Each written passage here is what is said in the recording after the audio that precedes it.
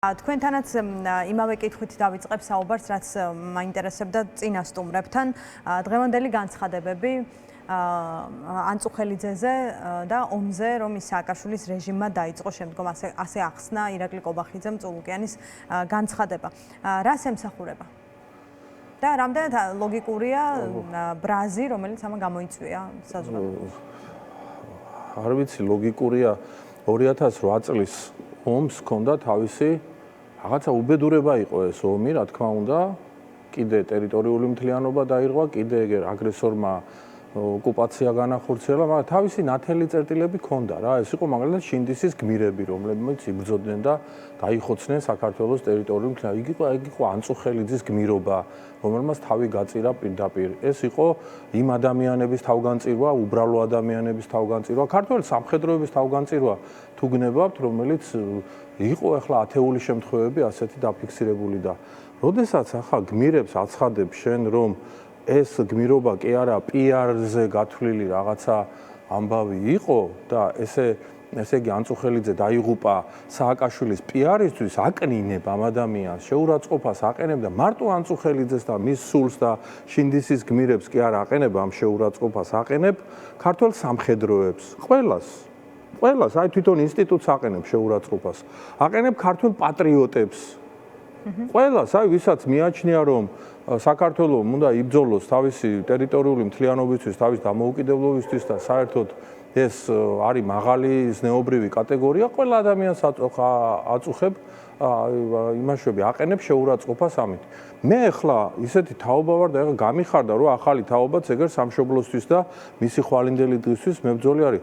ჩვენ გავიზარდეთ თორნიკე ერისთავი და ბაში აჩუკი და ბახტრიონი და ვაჟაფშაველა და ვაჟკაცობაზე და ესე მეგობრობაზე და სამშობლო და ასე შემდეგ და მე ეროვნული მოძრაობა მოვიდა, ეროვნულმა მოძრაობამ ასე იგი კიდე თავისი სერიოზული როლი ითამაშა და პატრიოტული მუხტი კიდე უფრო მეტად გაზარდა და ამ ყველა ადამიანს აყენებ ერთდროულად შეურაცხყოფას, ამას ხო უნდა მოხერხება რა და გააკეთა. თანაც ეხა ეს მარტო კონტექსტიდან ამოვარდნილად კი არ უნდა განვიხილოთ. რამდენიმე დღის წინ კობახიძემ გააკეთა განცხადება, რომ 9 აპრილს ჩვენი ახალგაზრდები დახოცა უცხო ქვეყნის ძალებმა რა. ანუ საბჭოთა კავშირი, რუსული ნიჩაბი, ან რაღაცა ის სადამჟელო ოპერაცია, რომელიც მაშინ რუსებმა განახორციელეს საქართველოს დამოუკიდებლობისკენ სწრაფვის წინააღმდეგ, ამებს ყველაფერს გადაუსვა ხაზი და უცხო ძალას თან ბოლო 2 წელია უძახიან ევროპას, უძახიან ამერიკას, უძახიან გაათანაბრა რა, ესე იგი ეს იმათ გააკეთეს, უცხო ძალებმა გააკეთა და ამიტომა უცხო ძალა, ანუ ისიც ცუდი იყო და ესეც ცუდია, ტოლობის ნიშანი დაუსვეს ეგრევე და ეს ყველაფერი არის. ახლა დღეს კიდე რა განცხადებაც გააკეთა, ახლა შეხედეთ რუსკა ეს განცხადებები თან მარტო შეურაცხმყოფელი კი არ არის, დამაზიანებელი არის ქვეყნის ინტერესს. როცა ამბობ რომ საქართველოს დაიწყო ომი და შემდეგ რუსეთი იძულებული იყო ამაში ჩარეულიყო, შენ ამით პირდაპირ დარტყმას აყენებ არაღიარების პოლიტიკას. არაღიარების პოლიტიკა, რომელიც ეფუძნება იმას, რომ აგრესორია რუსეთი, რუსეთმა დაიწყო ომი და ამ ომს შეეწირა შემდეგ ადამიანები და ამიტომ იმ დაუშვათ რაღაც თვითგამოცხადებული რესპუბლიკების აღიარებაზე მთელმა ცივილიზებულმა მსოფლიომ თქვა უარი. მაგრამ ეს ეყრდნობა იმას, რომ ქართული მხარე არის მართალი, რომ მე ჰააგის სასამართლომ, შემდეგმა საერთაშორისო ორგანიზაციებმა ყველა ესე იგი დაადასტურა, რომ რუსეთი აგრესორი და რუსეთი რომ აგრესორია, მარტო 2008 წელმა კი არ დაადასტურა საქართველოში. დაადასტურა 2014 წელმა უკრაინაში, როდესაც შევარდნილ ყირიმი დაიკავეს. შემდეგ 2022-მა, როდესაც აგერ უკრაინაში სრულმასშტაბიანი შეჭრა განახორციელეს. ანუ ეს სახელმწიფო ახორციელებს, ასე ვთქვათ, თავის აგრესიულ პოლიტიკას კონტინენტზე მთლიანად და ევროპაში უნდა რაღაცა ტიპის საზღვრები გადასინჯოს და ახალი რაღაცა რეალობების შექმნას და ასე ვთქვათ, თავისი გააფართოვოს გავლენები ყველას წინაშე. აი, ნახეთ, ქართული ოცნება ამბობს, რომ სამართლებრივად ეს, რასაც ჩვენ ვამტკიცებთ, საქართველოს ვერაფრით დააზიანებს, იმიტომ რომ სასამართლოების განაჩენი უკვე არსებობს და პოლიტიკურადაც ვერაფერს პოლიტიკურად ჩვენ გვეცოდინება რას აკეთებ და ეგ რა არის, იცით, არ შეესაბამება სიმართლეს, იმიტომ რომ მეც მინდა რომ ასე იყოს, მაგრამ სასამართლოებს გააჩნიათ ხოლმე ახლად აღმოჩენილი გარემოების შემდეგ რაღაცა ტიპის გადასინჯვის მექანიზმები. მე მაგალითად სასამართლო პროცესებში მიმიღია მონაწილეობა და ვიცი, რომ ახლად აღმოჩენილი გარემოების შემდეგ ახლად აღმოჩენილი გარემო, როცა ხელისუფლება თვითონ იტყვის და პრემიერ-მინისტრად წოდებული ადამიანი როცა ამბობს, რომ საქართველოს დაიწყო ომი 2008 წელს, შეიძლება ადგეს და ეგერ რუსეთმა იჩივლოს, მეც მაგას ვამბობდიო, იჩივლოს და გადასინჯვა მოითხოვოს იმ ყველაფერს და საფრთხის წინაშე რატო უნდა დააყენო ეს ყველაფერი? ვინმე, ამიტომ ეს არის ქვეყნის ინტერესების პირდაპირი ღალატი და თანხმედრაში არის პირდაპირ რუსულ ინტერესებთან. ამაზე მეტი უფრო თვალსაჩინოება მე მგონი წარმოუდგენელია. გიორგი გახარია დაბარებული საგამოძიებო კომისიის ფარგლებში. ესე იგი კომისია იმიტომ შეიქმნა, რომ ომშიც შეესწავლა პოლიტიკოსების როლი და ჩართულობა წინა ხელისუფლების საქმიანობა, მაგრამ გააფართოვეს და ალბათ იმიტომ, რომ გიორგი გახარიასაც მიწვდნენ. დიახ, რა თქმა უნდა. არსებობს პარტიაში უკვე ჩამოყალიბებული პოზიცია, რა უნდა მოიმოქმედოს? რუსუდან მე ჩემი პოზიცია იყო და არაერთ ეთერში დავაფიქსირე, მე არა ვარ ისეთი კატეგორიული პოზიციის მომხრე, რომ იქ მისვლა არ შეიძლება და ეს მისვლა არის რაღაცა ღალატი და რაღაცა თემა. არის, ესე იგი, იმაში რეზონანსი და არის რაღაცა ტიპის დატვირთვა, რომ მიხვიდე იქ შენი სიმართლე თქვა და აფიქსირო შენი პოზიცია ძალიან მკვეთრად და წამოხვიდე. მე ასეთი პოზიციის მომხრე ვიყავი და ვარ დღესაც, მაგრამ თვითონ გიორგი გახარია არ იყო საქართველოში, გუშინ დაბრუნდა, გუშინ პარტიაში იყო რაღაცა ასე ვთქვათ, ამ თემასთან დაკავშირებით რაღაცა პატარა შეკრება და გაყოფილია აზრი, უნდა გითხრათ, იმიტომ რომ არის მისვლის ისიც არის, რა ქვია, მისვლის მხარდამჭერებიც არიან და არ მისვლის მხარდამჭერებიც არიან. ესეთი ვითარებაა და გარკვეული არ არის, ორშაბათს გაირკვევა ეს ამბავი, მაგრამ ერთ რამეს გეტყვით, საერთოდ უნდა გითხრათ, რომ ეს კომისია რეგლამენტის მიხედვით არის ოპოზიციური ბერკეტი. ანუ ეს ოპოზიციის ბერკეტია, რომ ხელისუფლების რაღაცა ქმედებების გამოსაძიებლად გამოიყენოს და აქაც თავდაყირა დააყენეს ყველაფერი.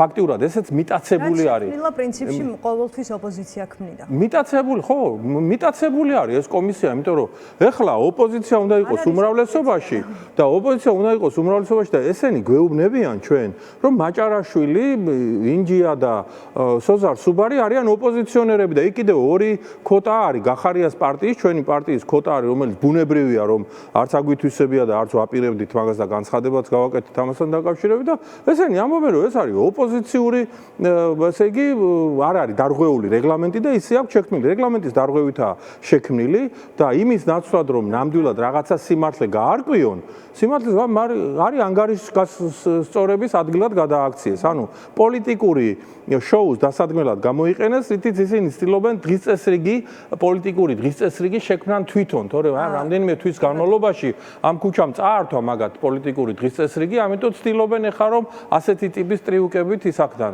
დღისწესრიგი თვითონ დაადგინონ პოლიტიკური პარტიებისთვის და საზოგადოებისთვის თლიანად. და ვნახოთ ორშაბათს გაირკვევა მოკლედ. დიახ, დღეს ალბათ უფრო მეტი როცა იყო კომისიის სხდომა, იყვნენ გენერლები, რომლებიც საუბრობდნენ წინა ხელისუფლების დავალებებზე, რაღაც სხვაგვარად იმ ნარატივს ავრცელებდნენ, რა ნარატივსაც მთელი ეს პერიოდი ოცნება ავრცელებს და მე როგორც ჟურნალისტი, ვინც ვაშუქებდი იმ დღეებში მოვლენებს, პირიქით მინდოდა, რომ რაღაც საპასუხოც მომესმინა და გამიხარდა კიდეც ზაზა გოგავა რომ მივიდა იქ. ამიტომ მისვლა არ ნიშნავს მაინც და მაინც ყოველთვის რაღაც თამაში მონაწილეობას. გეთანხმებით, მაგრამ როგორც მისვლას, ასევე არ მისვლას აქვს თავისი არგუმენტები ორივეს და მე მაინც ვფიქრობ, რომ ალბათ არ მისვლის სასარგებლოდ შეიძლება უფრო მეტი არგუმენტი დაიდო გუშინ თათბირზე, როდესაც ჩვენ ვისაუბრეთ ამ ამბავზე, მაგრამ გადაწყვეტილი მაინც არ არის ბოლომდე. ვნახოთ რა მოხდება, თუმცა ფაქტია, რომ აი ახლა დღეს და მთელი ეს პერიოდი ვსაუბრობთ იმაზე, რა თქვა ქართულმა ოცნებამ, რას ნაბიჯებს დგამს, რა გადაწყვიტა, ვინ დააკავა თუ ვინ დააჯარიმა. აი საინფორმაციო დღისწესრიგი ახსენეთ თქვენ. რატომ ვერ ხერხდება? მართალია მას აქვს უდიდესი რესურსი, მაგრამ აი რატომ ვერ ხერხდება, რომ ამ დოზით ყურადღება არ მიგვაქცევინოს იმაზე, რასაც თვითონ აკეთებს? რა არის, იცი, 5 თვე ძალიან დიდი დროა.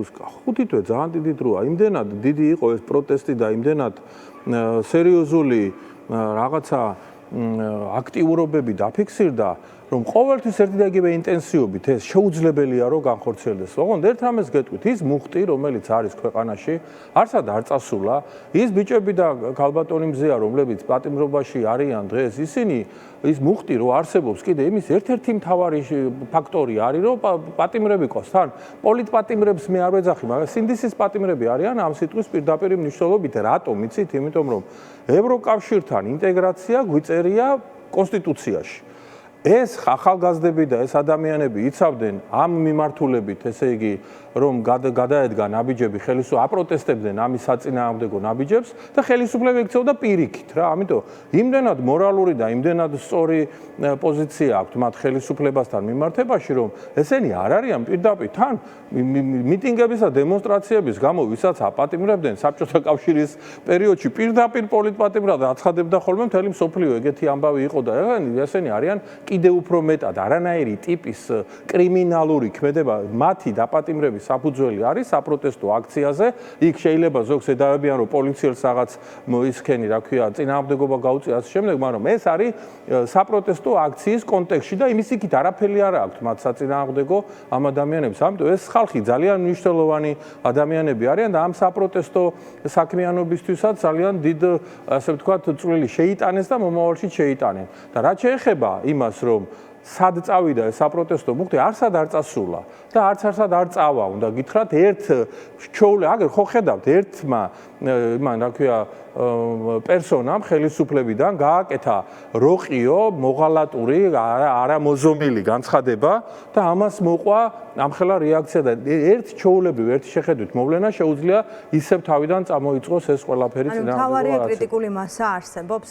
როგორ არ არსებობს? სად წავიდა? მასა შეიძლება შეეგუოს, არა? არა, არ არსებობს. ანუ შეგუება არა, ეგეთი რამე შეგუება რომ ეხლა შენ იცი, რომ აი ჩვენ რუსეთისკენ უნდა წავიდეთ, რომ ჩვენ არასამთავრობო უნდა აგვძალოთ, კრიტიკული მედია უნდა აგვძალოთ, ოპოზიციური პარტიები უნდა აგვძალოთ, უნდა იყოს აქ მუდმივად ბიზნესას, დღესაც ხვალაც და მომავალშიც აცდა მარადის და უკუნითი უკუნისამდე ამას არავინ არ შეეგუება იმ კატეგორიის ხალხს. ახლა ამბობთ რომ არსად არ წასულა, შეიძლება ერთმა რაღაც მინიმალურმა რაღაცამ აღიაროს სიტუაცია. არის თუ არა გამართლებული, ან რამდენად გამართლებულია ამ მდგომარეობაში ყოფნა ახლა, რომ ისევ ქართული ოცნება რაღაცას გააკეთებს, რაღაც მის შეცდომებზე იყოს დამოკიდებული მათ შორის პროტესტი. არა, მე არ ვამბობ რომ არის დამოკიდებული, მაგის იმედად კი არ უნდა ვიყოთ ჩვენ. მე უბრალოდ ვამბობ რომ მუხტი არსად რომ არ წასულა, ამის დადასტურება შეიძლება ვნახოთ მათი ერთი ჩოულებრივი მოუზომავი ქმედებიდან რეაქციაზე. ვნახავთ მაგას აუცილებლად, მაგრამ ის რომ ახლა რაღაცა პოლიტიკური დღის წესრიგი სამოქალაქო საზოგადოება მთლიანად უნდა შექმნას, მარტო ოპოზიციურ პარტიებზე ნუ იქნება აქ ჯოხი გადატეხილი, იმიტომ რომ ყველა მთლიანმა სამოქალაქო საზოგადოებამ უნდა მოიფიქროს თავისი დღის წესრიგი ინფორმაციაში, რომელშიც ეხლა ვარ, როგორ უნდა გადავათამაშოთ და როგორ უნდა გადავიტანოთ. ეს არის, რა თქმა უნდა. ვფიქრობ თუ არა რომ პროცესის წარმმართველი შეიძლება იყვნენ პოლიტიკოსებიც და პარტიები. კი, რა თქმა უნდა, ვფიქრობ, ყველაფერი არის შესაძლებელი, უბრალოდ კიდევ ერთხელ ეხლა არის პატური სიტუაცია, რაღაც სადაც ოპოზიციამ, ასე ვთქვათ, ადამიანელ არჩევნებს ამ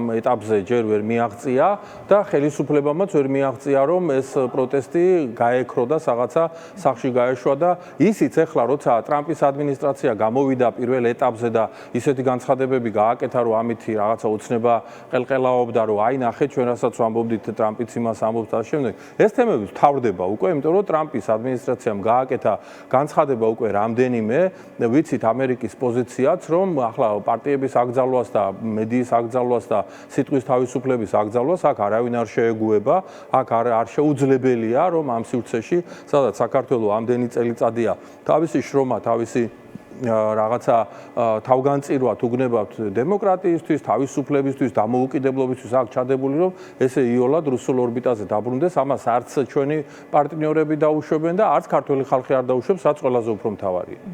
როგორ ხედავთ ახლა ბატონ ზვიად ქართულ ოცნებას, რომელმაც ძალიან ბევრი მიმართულებით ბერკეტები გამოიყენა პროტესტის შესაჩერებლად, ბევრი პრობლემა აქვს საგარეო ასპარეზზე, დასანქცირებული ყავს სხვადასხვა თანამდებობის პირი, ის ახლა დასუსტებულია თუ უფრო მეტად იმყარებს პოზიციებს ამ რაღაც მათ შორის სისასტიკის ჩვენებითაც მაქვს ესე იგი პასუხი შემდეგი. ისინი გარეგნულად ცდილობენ რომ არ შეიმჩნიონ და აჩვენონ რომ არიან ძლიერად, რომ არიან მშვიდად, რომ აკეთებენ ესე იგი პოლიტიკურ მართლობას ახორციელებენ შეფერხებებს გარეშე, მაგრამ სინამდვილეში არიან ძალიან მძიმე ზეწოლის ქვეშ.